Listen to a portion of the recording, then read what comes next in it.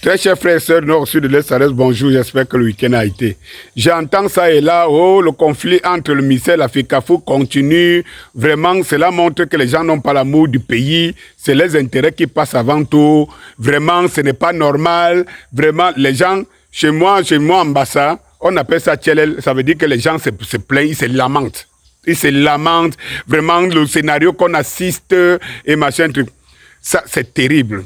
Pourquoi vous aimez le ponce-pilatisme? Pourquoi vous aimez le ponce-pilatisme? Dites ce que vous pensez, ne soyez pas des lâches. Dites ce que vous pensez. Vous ne pouvez pas vous-même animer cette situation. Là, ça dit que l'alimenter pendant des années, contre Samuel Eto'o, contre sa direction et contre tout ce qu'on peut comprendre. Et puis à la dernière minute, devenir jouer au ponce-pilatisme parce que vous vous rendez compte que si vous continuez à garder votre position, elle vous met en minorité et vous avez même déjà laissé trop de plumes. Et puis de toutes les façons, elle n'est pas avantageuse pour votre image et pour votre intelligence. Et surtout, ceux qui le font sont surtout ceux qui sont intelligents. Ceux qui savent manipuler les autres. Pourquoi le ponce-pilatisme? Vous êtes face à une situation. Le pays nous appartient. Nous sommes tous responsables de ce qui peut arriver en amont ou en aval. Et tout. Donc, du coup, vous ne pouvez pas jouer au ponce-pilatisme. On n'est pas en train de parler du Sénégal, au Cameroun. On n'est pas en train de parler de Haïti. On n'est pas en train de parler du Nicaragua. On est en train de parler du Cameroun. Pays qui est votre pays que vous êtes. Vous ne pouvez pas jouer au ponce-pilatisme.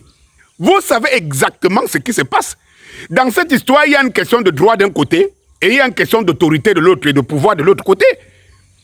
Il est difficile pour vous parce que votre gré envers Samuel Eto'o fait en sorte que comme vous savez qu'il est dans des droits et tout, d'ailleurs, il a en face de lui tout un système, tout un pouvoir. Vous savez qu'il est dans les droits, vous préférez jouer au ponce-pilatisme. Vraiment, ce qui est en train de passer là, les gens n'aiment pas vraiment les gens qui... Eto'o seul peut influencer l'image du Cameroun. Eto'o seul peut influencer l'image du Cameroun face à un État, face à toute une autorité aussi puissante qui ne laisse personne passer à travers ses mailles de filet. Mais si Eto'o peut, mais admettez qu'il peut parce que il a le droit qui le couvre. Il a le droit qui le couvre. C'est ça qui est difficile pour vous de répéter. Votre gré vous fait passer à côté du bon sens, de l'objectivité. C'est terrible. C'est terrible. En tout cas, pour le voyage d'hier qui a eu 3 heures de retard, vous savez très bien, si Eto'o n'était pas dans ses droits, la FIFA l'aurait déjà sanctionné.